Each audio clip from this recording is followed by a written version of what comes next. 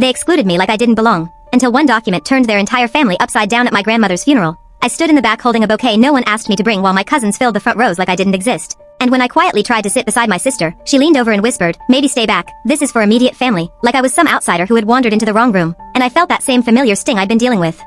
My whole life, the jokes about how I didn't look like anyone, the way I was always left out of family-only plans, the constant reminder that I was different, but this time it hit harder because it was her funeral, and even then, I didn't belong. And after the service, when everyone gathered at my aunt's house, my uncle raised a glass and said, "To real family," while looking straight past me, and that was the moment something in me finally snapped, not loudly, not dramatically, just quietly.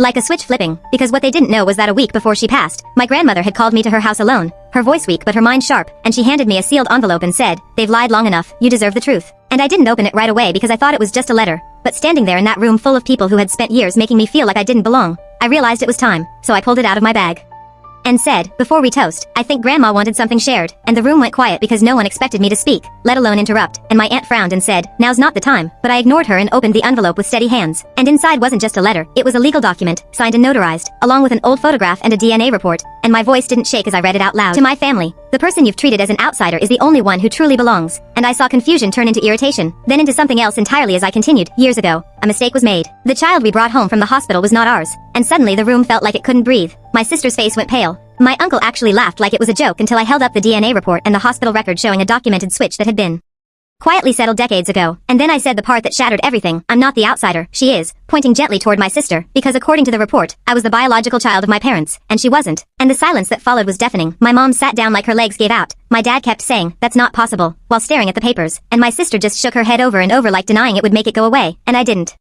raise my voice. I didn't gloat. I just placed the documents on the table and said, "You spent years pushing me out of a family I actually belong to, and embracing someone you said made you whole." And then I added softly, "I hope it was worth it," and walked out while chaos erupted behind me, arguments, accusations, people crying, the entire foundation of their perfect family cracking in real time. And later that night my phone filled with messages, apologies, questions, demands, but I didn't respond, because for the first time in my life, I didn't need their validation. I already had the truth. And the funny thing about karma is it doesn't scream, it just waits patiently until the moment everything you built on lies finally collapses.